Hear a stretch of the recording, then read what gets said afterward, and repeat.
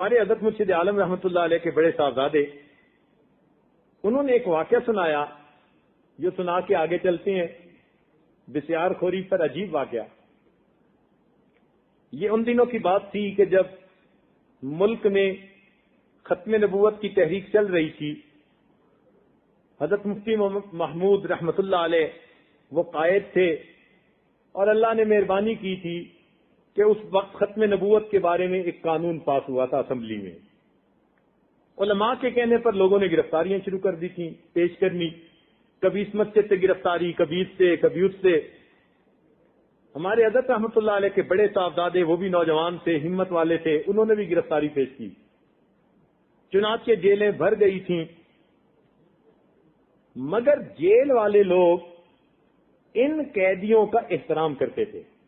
وہ سمجھتے تھے یہ کوئی اخلاقی مجرم تو ہے نہیں، یہ تو ایک تحریک کے پیچھے گرفتاریاں پیش کر کے آئے ہیں، تو وہ چار دیواری کے اندر تو رکھتے مگر ان کو کھلی اجازت آنے جانے کی ہوتی.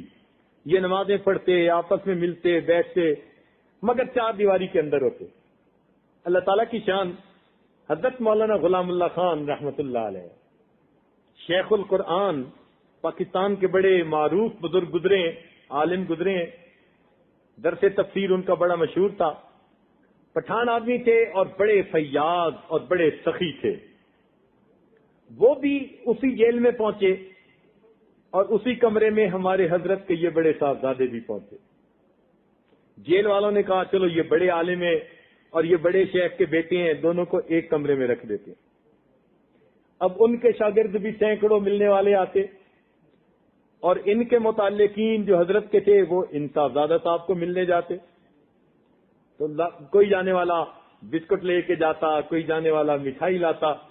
اب ان کے کمرے میں روز ایک انبار لگ جاتا مٹھائی کا. دونوں سوچتے کہ چلو ایسے کرتے ہیں کہ ہم چائے بنا لیتے ہیں اور یہ جو باقی قیدی ہیں نا ان کو ہم روز جتنی ہمارے پاس یہ کھانے پینے کی چیزیں ہوں گی اتنے حساب سے ان کو ہم ناشتہ کروا دیں گے. چنانچہ یہ کبھی 10 بندوں کو ناشتہ کروا دیتے، کبھی 20 کو، کبھی 30 کو. سلسلہ چلتا رہتا. ایک شخص چکوال کا، اس کا نام تھا مولا بخش. وہ بھی جیل میں پہنچ گیا اور اللہ تعالیٰ کی شان کے شیخ القرآن نے ان کو بھی دعوت دے دی کہ آپ بھی ناشتے میں آ جانا.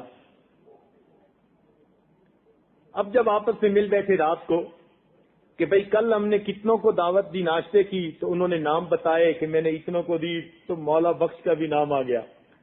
صاحبزادہ صاحب نے جب مولا بخش کے نام سنا کہنے لگے شیخ القرآن صاحب یہ آپ نے کیا کیا، یہ تو پھر سب کچھ تھوڑا ہو جائے گا.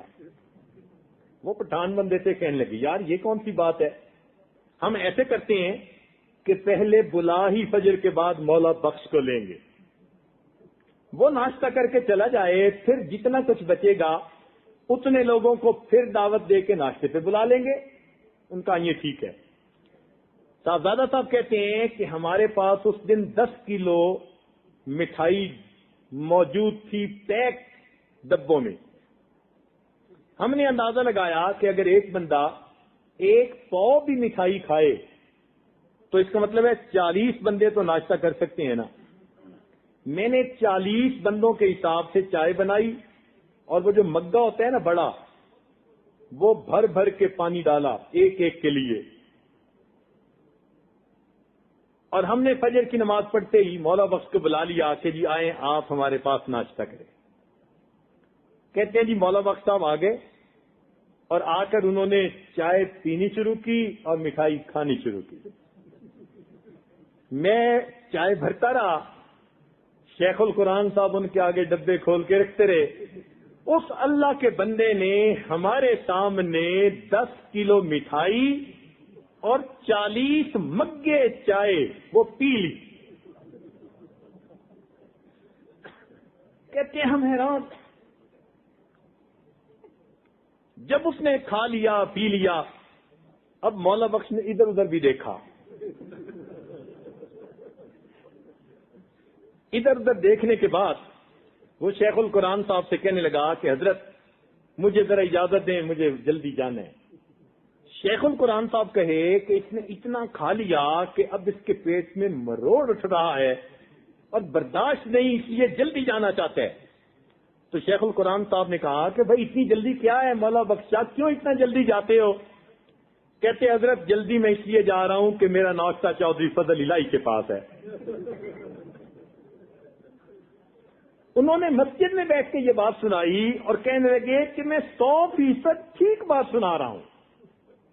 حیران ہوتے ہیں، اتنا بھی انسان کھانے کا مریض بنتا ہے کہ اس نے 40 بندوں کا ناشتہ کھا لیا اور ابھی کہتے ہیں کہ ناشتہ میرا فلاں بندے کی طرف ہے۔